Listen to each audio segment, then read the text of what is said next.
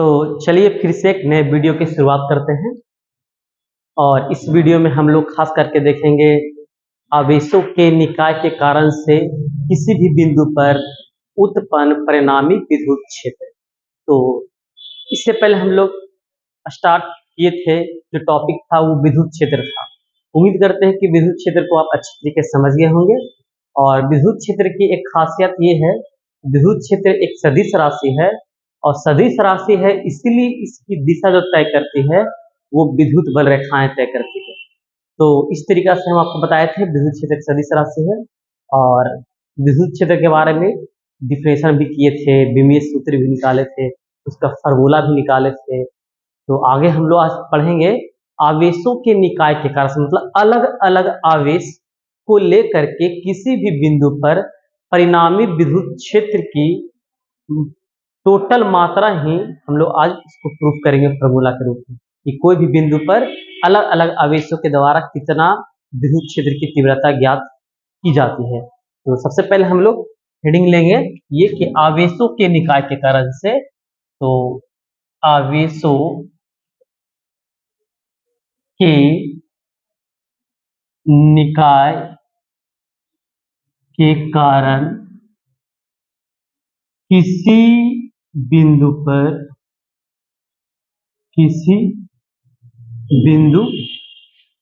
पर उत्पन्न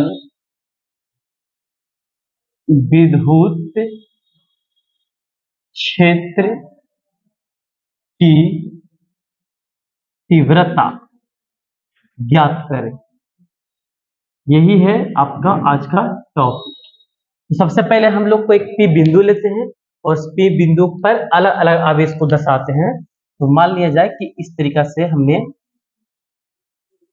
बिंदु लेने का प्रयास किया, इस तरीका से। तो यहां पर एक पी बिंदु लेते हैं, पी बिंदु पर इसी बिंदु पर विद्युत क्षेत्र की तीव्रता ज्ञात करनी है। तो मान लिया जाए कि यहाँ पे Q1 एक पहला आवेश है और यहाँ पे Q2 दूसरा आवेश है और यहाँ पे Q3 तीसरा आवेश है। इस तरीका से यहाँ पर जो होगा Q4 चौथा, यहाँ पर Q5 ले लेते हैं और यहाँ पर जो लेते हैं ये Qn ले लेते हैं, डॉट डॉट डॉट डॉट, इस तरीका से। तो फिर समझिएगा कि एक P बिंदु लिए हैं और उस P बिंदु पर अलग अलग आवेश है जो विद्युत क्षेत्र की तीव्रता उत्पन्न करेगा। तो P बिंदु से प्रत्येक आवेश की एक अपना डिस्टेंस होगा। तो उस डिस्टेंस को हम लोग इस तरीका से कवर करेंगे। तो सबसे पहले याद रखिएगा कि डिस्टेंस जो है यहाँ पर हो जाएगा आपका R हो जाएगा, यहाँ पर P1, यहाँ पर हो जाएगा R, इसका डिस्टेंस है Q2 का, तो P2, यहाँ पर हो जाएगा R, इसका डिस्टेंस है 3 का।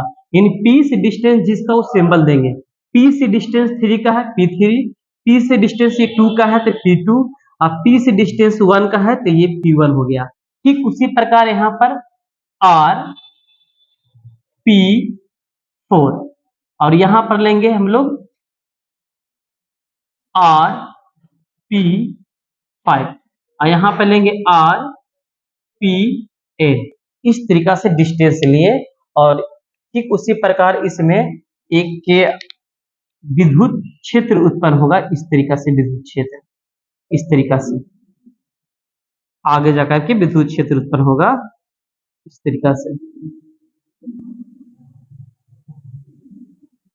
तो इसका जो विद्युत क्षेत्र होगा इसका हो जाएगा E4, इसका विद्युत क्षेत्र होगा E3 और इसका जो विद्युत क्षेत्र होगा ये होगा E2 और इसका विद्युत क्षेत्र होगा E1 और इसका जो विद्युत क्षेत्र होगा En और इसका होगा E5। तो फिर से समझिएगा ध्यान से कि एक कोई हम आवेश लिए हैं और उस आवेश के कारण से P बिंदु पर उत्पन्न विद्युत क्षेत्र की तीव्रता ज्ञात करनी है। मतलब एक P बिंदु है और उस पर अलग अलग आवेश के द्वारा विद्युत क्षेत्र की तीव्रता ज्ञात करेंगे। उसके बाद टोटल विद्युत क्षेत्र की तीव्रता जोड़ करके एक परिणामी विद्युत क्षेत्र ज्ञात करेंगे और वो परिणामी विद्युत क्षेत्र जब ज्ञात करेंगे तो फॉर्मूला डेरिवेशन कंप्लीट हो जाएगा। तो सबसे पहले हम लोग लैंग्वेज लिखते हैं इस प्रकार से कि माना कि देखिएगा ध्यान से, माना कि P एक बिंदु है, बिंदु है जिस पर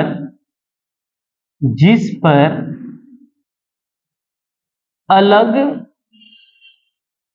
अलग आवेश अलग अलग आवेश जैसे Q1, Q2, Q3, Q4, Q5 तथा Qn है, जिसके द्वारा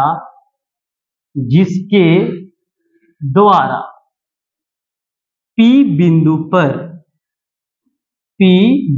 पर उत्पन्न विद्युत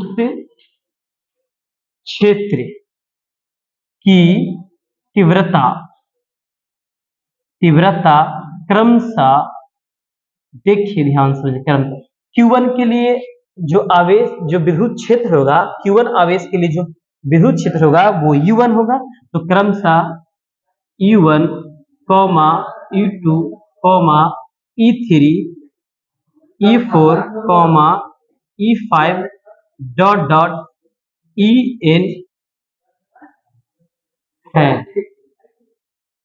चलिए ये हो गया। तब चलेंगे Q1 आवेश के द्वारा P बिंदु पर उत्पन्न विद्युत क्षेत्र की तीव्रता E1, वेक्टर का चिन्ह देंगे, 1/4 पाई एप्सिलॉन नॉट, यहां पर देंगे आपका Q1 बटा R, P1 के लिए है तो 1, और यहाँ पे कर देंगे वेक्टर का चिन्ह लगा देंगे, ये स्क्वायर R कैप, यहाँ पर P1 हो जाएगा, समीकरण फर्स्ट। अब सुनिए ध्यान से, हम आपको जनरली फार्मूला बताए हैं। क्या होता है फार्मूला? तो जनरली फार्मूला होता है विद्युत क्षेत्र का 1/4 पाई एप्सिलॉन नॉट Q बटा R स्क्वायर। तो इसी पर आधारित है, लेकिन यहाँ पर देखिए जो डिस्टेंस है वो P1 है, और याद रखिएगा कि डिस्टेंस यहाँ पर एक सदिश के रूप में काम कर रहा है, तो इसलिए यहाँ पर P1 लेंगे, आइए स्क्वायर है, वेक्टर का चिन्ह लगाएंगे, आइए हो गया R P1। ये सदिशीय निरूपण होता है। जैसे आपसे पूछा जाए कि विद्युत क्षेत्र का एक ऐसा फार्मूला बताइए जो दिशा और परिमाण दोनों बताता है, तो देखिए ये जो फार्मूला लिखे हैं ये केवल परिमाण के लिए है।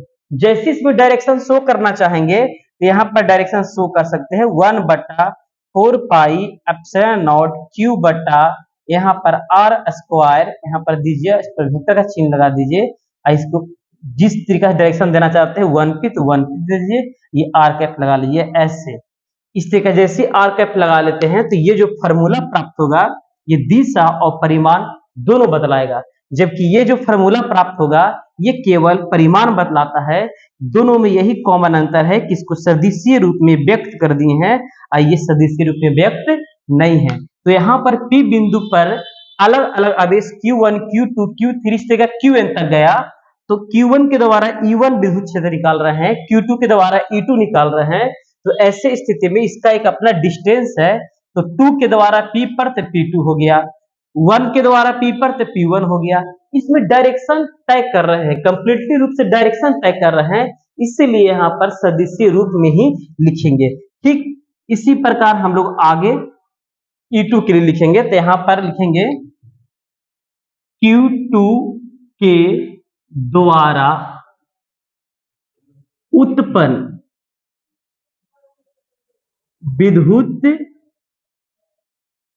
क्षेत्र की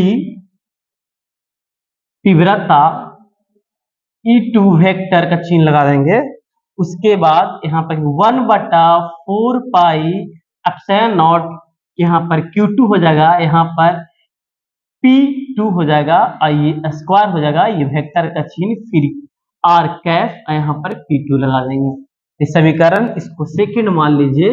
उसके बाद फिर Q3 के द्वारा सब सेम कंडीशन होगा, के द्वारा उत्पन्न विद्युत क्षेत्र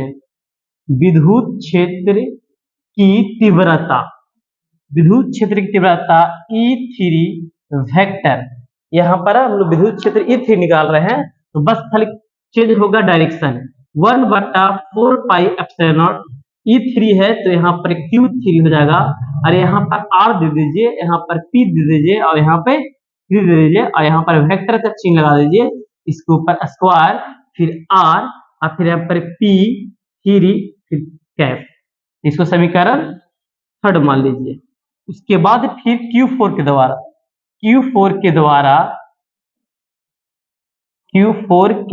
द्वारा उत्पन्न विद्युत क्षेत्र की तीव्रता,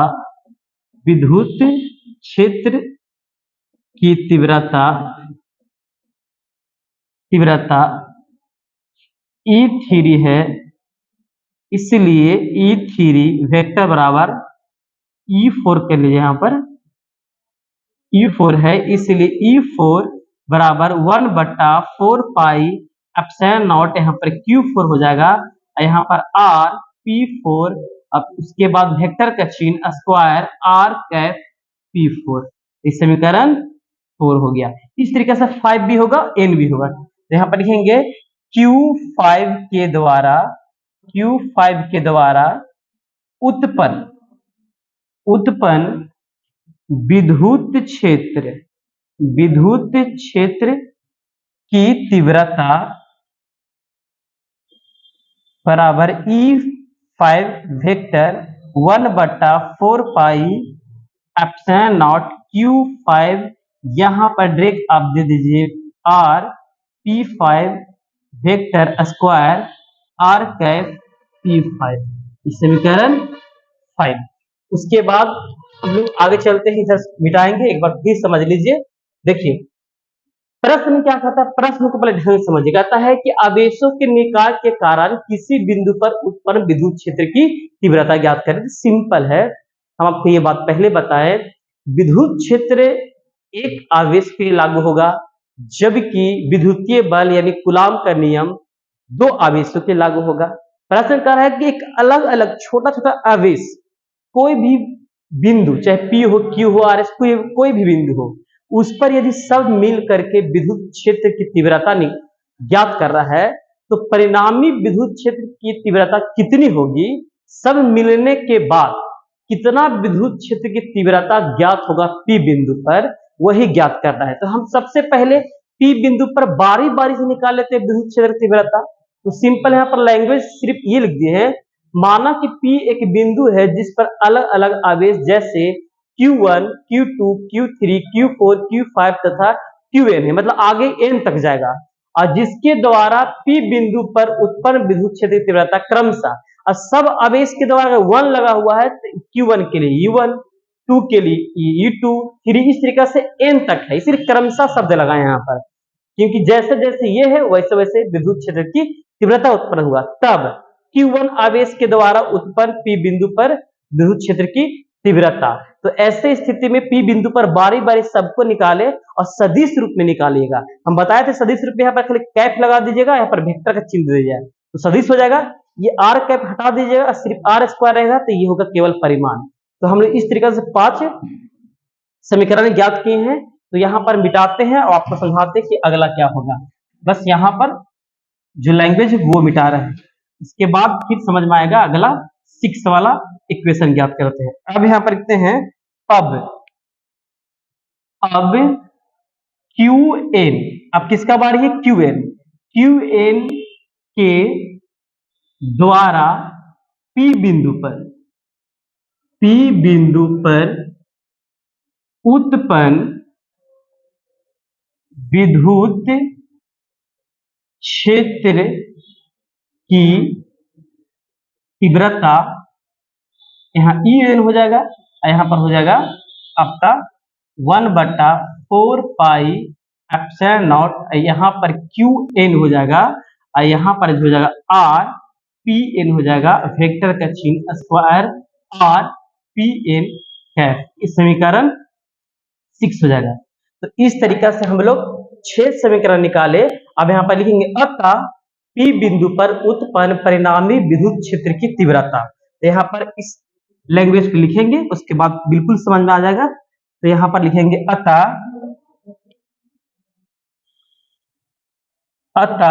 P बिंदु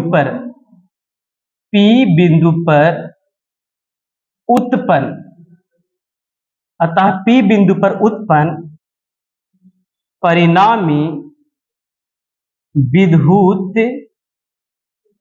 क्षेत्र की तीव्रता, इट मीन्स इंटेंसिटी, तीव्रता E बराबर E1 plus E2 plus E3 plus E4 plus E5 plus dot dot En तक जाएगा।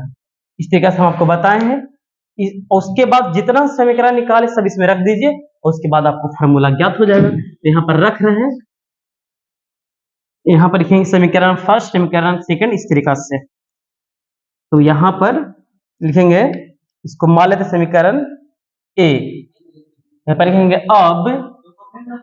अब समीकरण first comma second comma third comma 4 comma 5 तथा 6 का मान समीकरण ए में रखने पर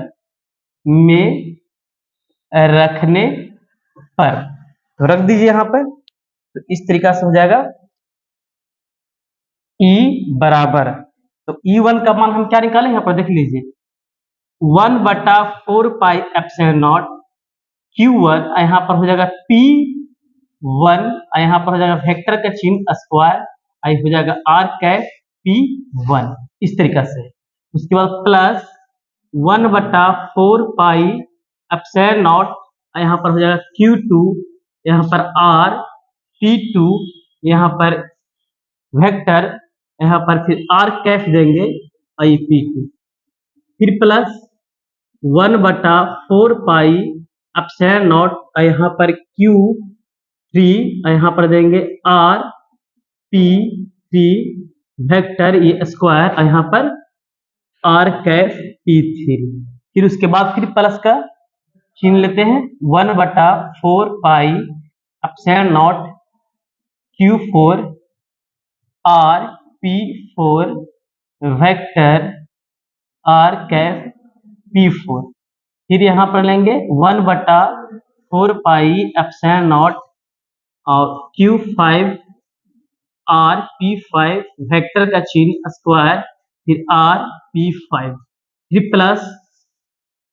प्लस डॉट डॉट डॉट, एक बच गया last, 1/4 pi epsilon not QN R, यहाँ पर हो जाएगा PN vector square R cap PN। इस तरीका से आपको बड़ी कोष्ठ यहाँ ले लीजिए और यहाँ पर भी ले लीजिए। इस तरीका से समीकरण का मान रख दिए। अब यहाँ पर कुछ नहीं, जो कॉमन वाला ले लीजिए। देखिए ध्यान से 1/4 पाई एप्सिलॉन नॉट केवल कॉमन हो रहा है, यही यहाँ पर ले लीजिए E बराबर 1/4 पाई एप्सिलॉन नॉट। अच्छा, बचा क्या? तो बचा यहाँ पर Q1 और यहाँ पर हम लेंगे R P1 square R cap P1, यहाँ पर बचा क्या Q2 R स्क्वायर वेक्टर का चिन्ह P2 और R कैप P2। फिर उसके बाद क्या बचा यहाँ पर Q3 और यहाँ पर हो जाएगा R vector square P3 R cap P3। फिर उसके बाद बचा Q4 बटा R P4 vector square R cap P4। B plus Q5 यहाँ पर R स्क्वायर वेक्टर का चिन्ह देंगे P5 यहाँ पर R कैप P5 अब 3 प्लस का चिन्ह देंगे QN यहाँ पर हो जाएगा R PN यहाँ पर वेक्टर स्क्वायर यहाँ पर R कैप PN हो जाएगा। इस तरीका से इक्वेशन बनेगा। कुछ हार्ड नहीं है, खाली इसको बस एक ऑर्डर में सजाना है। उसके बाद फिर हम यहाँ पर मिटाते हैं। इस चीजों को कैसे लिखते हैं, लिखने का तरीका समझिएगा। तो अब क्या करते हैं, E बराबर 1/4πε0 लिखेंगे। हम बताए थे कूलम के नियम में। अब यहाँ पर देखिए एक समेशन का चिन्ह लेते हैं और समेशन में देखिए कि Q1, आप ध्यान दीजिएगा, Q1 हो जा रहा है Q1 2 3 4 5 6, यानी इस तरीका से आपका 5 तक गया, यानी n तक गया। इसका मतलब Q का मान बदलते जा रहा है, 1 हो रहा है, 2 हो रहा है, 3 हो रहा है, कहां तक जा रहा है, n तक। तो मान लेते हैं यहाँ पर QI। उसके बाद नीचे क्या बच गया, R। यहाँ पर वेक्टर का चिन्ह देंगे, यहाँ पर स्क्वायर, और नीचे क्या है, नीचे भी आपका R में भी देखिए 1 2 P1 P2 P3 P4 P5 ऐसा हो रहा है कि नहीं। तो वहां पर भी मान लीजिए आप ध्यान से PI, यहाँ पर भी R कैप, यहाँ पर भी मान लीजिए PI, क्योंकि I जो है ना आपका 1 2 3 है। तब यहाँ पर आप लिखिएगा I बराबर 1 2 3 4 डॉट कहाँ n तक।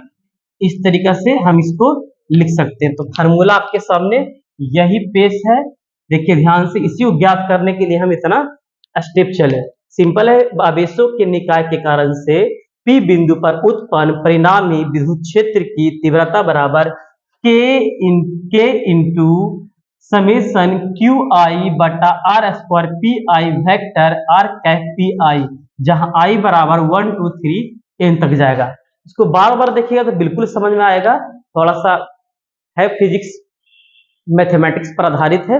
तो एक और टॉपिक ले लेते हैं और उस टॉपिक में थोड़ा छोटा टॉपिक है, उसको कवर कर लेते हैं। देखिए एक टॉपिक है विद्युत बल रेखाएं। तो थोड़ा सा लेक्चर 10 मिनट सुन लीजिए, उसके बाद इसको हम अच्छे ढंग से बताएंगे अगले क्लास में। तो विद्युत बल रेखाएं एक है। तो विद्युत बल रेखाएं क्या होता है, तो याद रखिएगा कि विद्युत बल रेखाएं एक काल्पनिक रेखा है जो विद्युत क्षेत्र को निर्माण करने में अहम भूमिका निभाता है। तो याद रखिएगा कि एक यह काल्पनिक रेखा है जो विद्युत क्षेत्र को निर्माण करने में सबसे ज्यादा भूमिका इसी का है। तो आप समझिएगा विद्युत बल रेखाएं की विशेषता क्या होती है। तो सबसे पहला पॉइंट है, धन आवेश से विद्युत बल रेखाएं बाहर की तरफ निकलती है। धन आवेश से विद्युत बल रेखाएं बाहर की तरफ निकलती है, जबकि ऋण आवेश में विद्युत बल रेखाएं अंदर की तरफ आती है। पहला पॉइंट यही है कि धन आवेश में से विद्युत बल रेखाएं बाहर की तरफ निकलती है, जबकि ऋण आवेश में विद्युत बल रेखाएं अंदर की तरफ आती है। पहला विशेषता ये है। जैसे आप इसको समझ सकते हैं इस तरीका से। सबसे पहले इस तरीका समझिए कि मान लेते हैं ये प्लस Q है और इसमें विद्युत बल रेखाएं जो है वो बाहर की तरफ निकलेंगे। जब प्लस रहेगा तब, अगर माइनस रहा आवेश तो विद्युत बल रेखाएं जो है वो अंदर की तरफ आएगी। पहला पॉइंट यही है बाबू, याद रखिएगा। तो समझ लीजिए विद्युत बल रेखाएं जो है धन आवेश से बाहर की तरफ निकलेगी और ऋण आवेश में अंदर की तरफ आएगी। दूसरा है विद्युत बल रेखाएं जो है वो आपका प्रारंभ से अनंत तक जाती है और अनंत से प्रारंभ तक आती है। जब कोई भी आवेश एक धन आवेश होता है कि ऋण आवेश होता है, तो धन आवेश में विद्युत बल रेखाएं प्रारंभ से अनंत तक जाती है, जबकि ऋण आवेश में विद्युत बल रेखाएं अनंत से प्रारंभ तक आती है। यही बात को हमने बताया, यानी कि विद्युत बल रेखाएं जो होती है वो प्रारंभ से अनंत तक जाती है और अनंत से प्रारंभ तक आती है। जैसे अब देखिए कि ये धन आवेश से यहां से निकला अनंत तक गया, जबकि ऋण आवेश में अनंत से प्रारंभ तक आती है। तो इसके लिए बिंदु निकल रहा है जो प्रारंभ बिंदु हुआ और कहां तक जा रहा है, अनंत तक। इसीलिए धन आवेश में जो होता है विद्युत बल रेखाएं आपका सिंपल कि प्रारंभ से अनंत तक जाती है, जबकि ऋण आवेश में विद्युत बल रेखाएं अनंत से प्रारंभ तक आती है। तो पहला पॉइंट यही है, दोनों मिला जुलाकर वही स्टेटमेंट है। सिंपल कैसे लिखेंगे, ध्यान समझ लीजिए। विद्युत बल रेखाएं की विशेषता, पहला कि धन आवेश से विद्युत बल रेखाएं बाहर की तरफ निकलती है, जबकि ऋण आवेश में विद्युत बल रेखाएं अंदर की तरफ आती है। अर्थात विद्युत बल रेखाएं प्रारंभ से अनंत तक जाती है तथा अनंत से प्रारंभ तक आती है, पहला। दूसरा, विद्युत बल रेखाएं हैं जो प्रारंभ में सघन माध्यम होती है। विद्युत बल रेखाएं प्रारंभ में सघन माध्यम होती है, शुरुआती दौर में वो सघन माध्यम होता है, यानी सघन रूप में होता है। जब विद्युत बल रेखाएं जहां से निकलती है तो वहां पर विद्युत बल रेखाएं की जो संख्या होगी वो सघन होगी, यानी सबसे ज्यादा बल वहीं पर लगेगा। और जब जैसे जैसे बढ़ते चली जाएगी दूरी, वैसे वैसे विद्युत बल रेखाएं की संख्या विरल होते चला जाएगा। यानी शुरुआती दौर में ही विद्युत बल रेखाएं जो होगी सघन होगी, यानी ढेर सारा शुरुआती दौर में विद्युत बल रेखाएं होगी, सब पास पास होगी।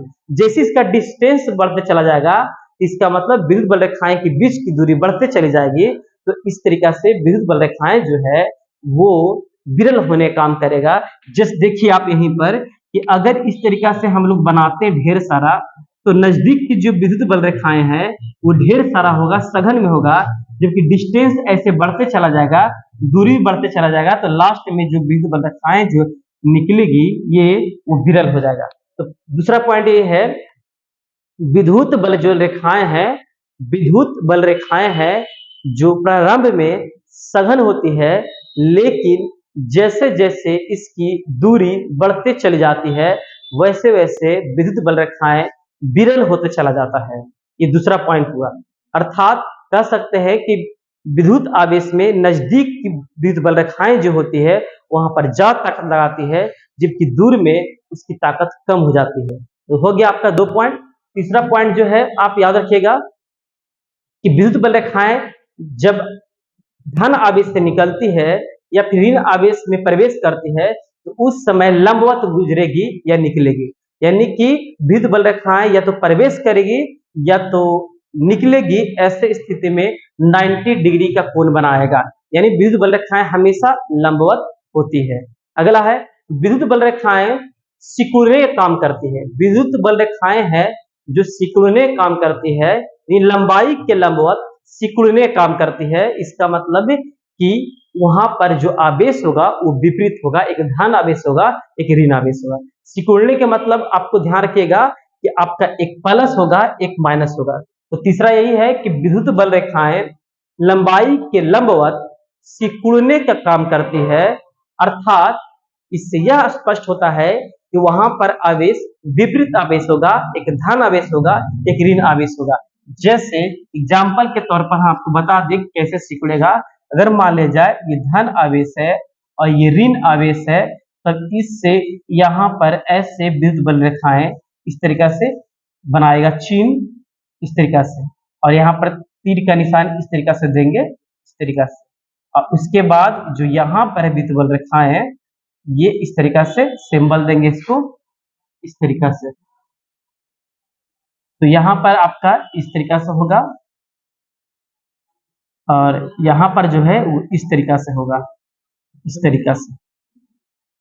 तो विद्युत बल रेखाएं लंबाई के लंबवत सिकुड़ने काम करती। सिकुड़ना मतलब ऐसे आना, ऐसा नहीं, ऐसे आना। तो क्यों सिकुड़ रहा? तो सिकुड़ने का मतलब यही हुआ कि धन आवेश से विद्युत बल रेखाएं निकल करके ऋण आवेश की तरफ जा रही है। और इसको क्वालिटी है ये ऋण आवेश का कि विद्युत बल रेखाएं को ग्रहण करना, ऐसी क्वालिटी है कि विद्युत बल रेखाएं को निकालना। जब ये ग्रहण करने के लिए तैयार है और निकालने के लिए तैयार है तो एक दूसरे को आपस में खींचने काम करेगा, तब ऐसे जोन बनेगा, जो फिगर बनेगा, क्षेत्र बनेगा, वो इस तरीका से क्षेत्र बनेगा। तो तीसरा पॉइंट हुआ कि विद्युत बल रेखाएं लंबाई के लंबवत सिकुड़ने का काम करती है। चौथा है, विद्युत बल रेखाएं लंबाई के लंबवत दूर हटाने का प्रयास करती है, एक दूसरे को धकेलने का प्रयास करती है। अर्थात वहां पर जो आवेश होंगे वो एक समान आवेश होंगे, यानी विपरीत आवेश नहीं होंगे। अगर दोनों होंगे तो धनावेश होंगे, ये दोनों होंगे तो ऋण आवेश होंगे। इसका मतलब विद्युत बल रेखाएं हैं लंबाई के लंबवत यदि एक दूसरे को धकेलने काम करती है, तब उस समय जो आवेश होंगे वो एक समान प्रकृति वाले आवेश होंगे। जैसे हम आपको इसका फिगर बताते हैं इस लैंग्वेज का, क्या होगा, मान लिया जाए ये प्लस क्यू आवेश है, तो इस तरीका से ये प्लस क्यू आवेश है, तो इस तरीका से एक दूसरे को ढकेलने का काम करेगी, तो ऐसे फिगर बनेगा, इस तरीका से ऐसे फिगर बनेगा। इसको बाहर की तरफ निकाल दीजिए चीन। ये हो गया आपका चौथा पॉइंट। तो पांचवा पॉइंट ये है कि विद्युत बल रेखाएं जो है, विद्युत बल रेखाएं की किसी भी बिंदु पर, विद्युत बल रेखाएं के किसी भी बिंदु पर यदि कोई स्पर्श बिंदु खींची जाती है, आपको पता है कि रेखा पर अनंत बिंदु होती है, तो विद्युत बल रेखाएं के किसी भी बिंदु, मान लेती है विद्युत बल रेखा है, तो विद्युत बल रेखाएं के किसी भी बिंदु पर यदि स्पर्श बिंदु खींची जाती है और इस स्पर्श बिंदु से कोई स्पर्श रेखा खींच जाती है, तो वह उसकी दिशा तय करती है। ये इसकी खासियत हुआ कि विद्युत बल रेखाएं की किसी भी बिंदु पर यदि कोई स्पर्श रेखा खींची जाती है, तो वह उसकी दिशा तय करती है। ये हो गया आपका लगभग छठा पॉइंट। सातवां पॉइंट ये है कि दो विद्युत बल रेखाएं एक दूसरे को कभी नहीं काटती है। दो विद्युत बल रेखाएं एक दूसरे को कभी नहीं काटती है। इसका मतलब कारण क्या है, रीजन अगर पूछे क्यों नहीं काटती है, तो बोलेगा कि चूंकि दो विद्युत बल रेखाएं एक दूसरे को जब काटेगी, तो ऐसे में एक बिंदु पर दो स्पर्श रेखा खींची जा सकती है, एक बिंदु से दो स्पर्श रेखा खींची जा सकती है, और ऐसे स्थिति में उस बिंदु से दो प्रकार की दिशा तय होगी जो संभव नहीं है। इसीलिए दो विद्युत बल रेखाएं एक दूसरे को नहीं काटती है।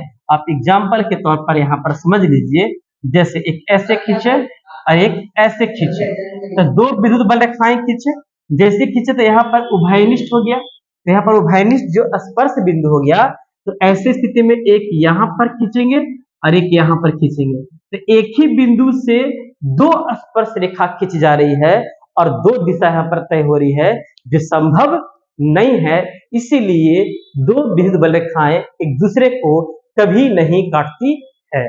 उसके बाद आप समझ आइएगा, इसके बाद ये क्या है कि दो आवेश, चाहे प्लस माइनस या किसी प्रकार के आवेश हो, ऐसे आवेश से निकले विद्युत बल रेखाएं कभी भी बंद लूप का निर्माण नहीं करती। इसका मतलब विद्युत बल रेखाएं कभी भी बंद लूप का निर्माण नहीं करती है, ये आप याद रखिएगा। विद्युत बल रेखाएं कभी भी बंद लूप का निर्माण नहीं करती है। कारण समझिए, क्योंकि हम अलग अलग आवेश को लिख करके अलग अलग विद्युत क्षेत्र उत्पन्न कर सकते हैं। धन आवेश को अलग लिख सकते हैं, ऋण आवेश को अलग लिख सकते हैं। लेकिन अगर हम लोग आ जाए चुंबक में, तो चुंबक में एक ध्रुव अकेले संभव नहीं है, यानी कि अकेले ध्रुव कभी भी संभव नहीं है। चुंबक के कितने टुकड़े में आप तोड़ दीजिए, प्रत्येक टुकड़ा में नॉर्थ और साउथ दोनों एक साथ होंगे, और जब नॉर्थ और साउथ दोनों एक साथ होंगे तो चुंबकीय क्षेत्र उत्पन्न होगा। तो ऐसे स्थिति में चुंबकीय क्षेत्र में उत्पन्न चुंबकीय बल रेखाएं बंद लूप का निर्माण करती है, क्योंकि वह अकेले ध्रुव कभी भी नहीं आ सकता है। जबकि इसमें अकेले ध्रुव आ जाता है, धन अकेले ऋण अकेले, इसीलिए ये कभी भी बंद लूप का निर्माण नहीं करती है। जबकि चुंबकीय क्षेत्र रेखाएं या चुंबकीय बल रेखाएं बंद लूप का निर्माण करती है। हम आपको इसका अंतर समझाते हैं।